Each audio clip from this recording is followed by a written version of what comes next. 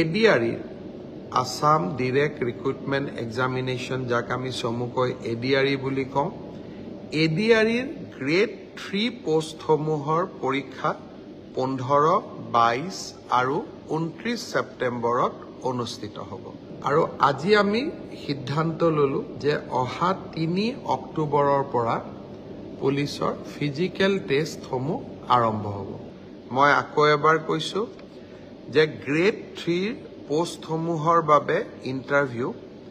15, 22 আৰু 29 ছেপ্টেম্বৰত অনুষ্ঠিত হ'ব এই পৰীক্ষা এবাৰ লোকসেৱা আয়োগে পতা পৰীক্ষাৰ আৰ্হিত হ'ব প্ৰথমতে প্ৰিলিমিনাৰী পৰীক্ষা হ'ব তাৰ পিছত মেইনছ হ'ব আৰু মেইনছৰ পিছত আমি ভাইভা প্ৰক্ৰিয়াৰ মাজেৰে আমি সমগ্ৰ ইন্টাৰভিউ প্ৰক্ৰিয়াটো সমাপ্ত কৰিম ঠিক সেই ধৰণে চতুৰ্থ শ্ৰেণীৰ বাবেও আমি একেটাই ব্যৱস্থা হাতত ল'ম প্ৰথমতে প্ৰিলিমছ তাৰ পিছত মেইনছ আৰু তাৰ পিছত ভাইভা ভচি গ্ৰেড 4 বা চতুৰ্থ শ্ৰেণীৰ পদৰো প্ৰিলিমছ 20 আৰু 27 অক্টোবৰত অনুষ্ঠিত হ'ব যতে মই যাওঁ তাতে আমাৰ আৰক্ষীত আবেদন কৰা লৰা ছোৱালী সকলে মোক সুধি থাকে যে দাদা মামা পুলিচৰ ফিজিক্যাল ইন্টাৰভিউ কেতিয়াৰ পৰা আৰম্ভ হ'ব আমি অসম পুলিচত 6434টা পোষ্টৰ বাবে আবেদনৰ প্ৰক্ৰিয়া আৰম্ভ কৰিছিলো আৰু আজি আমি সিদ্ধান্ত ললো যে অহা 3 অক্টোবৰৰ পৰা পুলিচৰ ফিজিক্যাল টেষ্টসমূহ আৰম্ভ হ'ব গতিকে মই সকলোকে অনুৰোধ কৰিম যে বানপানীৰ যেতিয়াই পানী শুকাব আমাৰ খেল পথাৰসমূহ মুকলি হ'ব আমি দৌৰা প্ৰেক্টিছ আৰম্ভ কৰিব লাগে কাৰণ 3 অক্টোবৰৰ পৰা অসম আৰক্ষীৰ ফিজিক্যাল টেষ্ট আৰম্ভ হ'ব মোৰ লক্ষ্য হৈছে যে ফিজিক্যাল টেষ্ট ৰিটেন আৰু ভাইভা তিনিওটা প্ৰক্ৰিয়া সম্পূৰ্ণ কৰি এই বিত্তীয় বৰ্ষতে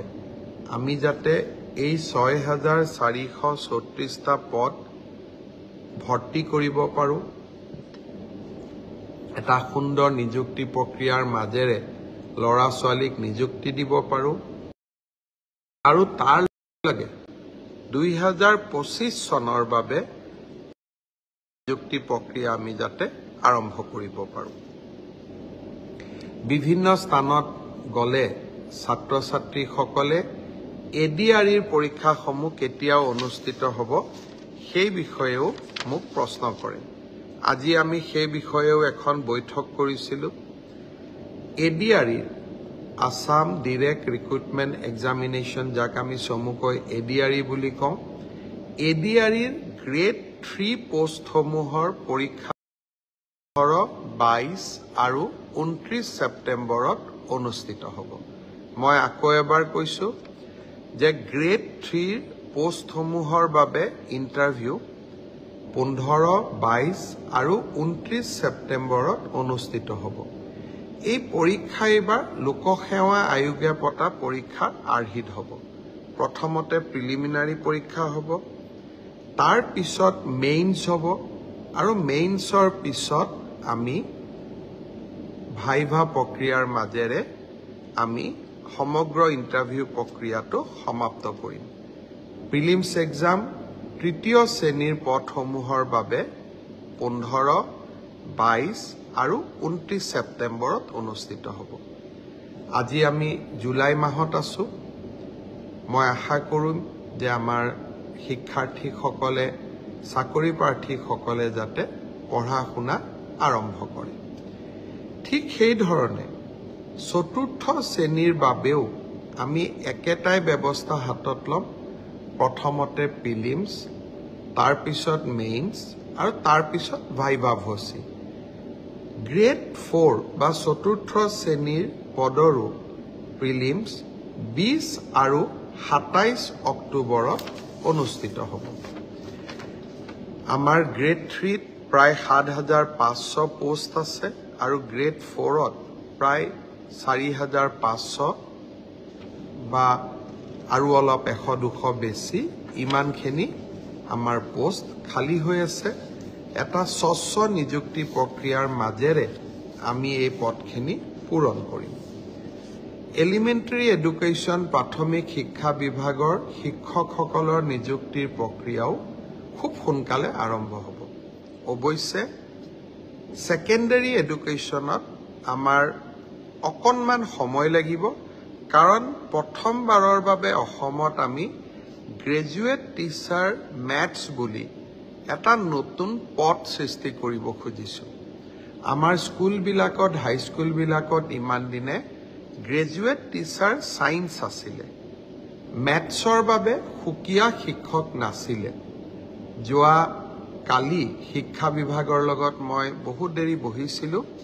আৰু আমি এটা সিদ্ধান্ত লৈছোঁ যে আমাৰ হাইস্কুলবিলাকত গ্ৰেজুৱেট টিচাৰ মেথছ বুলি এটা সুকীয়া পদ হ'ব লাগে, যাতে গণিতৰ ওপৰত আমি একোজন শিক্ষক নিযুক্তি দিব পাৰোঁ। গণিতৰ শিক্ষক নোহোৱা বাবে আমাৰ স্কুলসমূহত শিক্ষা ব্যৱস্থাত বহুত জটি পৰে। শিক্ষা বিভাগে কেইবা হাজাৰো, বিশেষকৈ প্ৰথম অৱস্থাত প্ৰায় 2000 গণিত শিক্ষকৰ পদ সৃষ্টি কৰিব লাগিব। সেয়েহে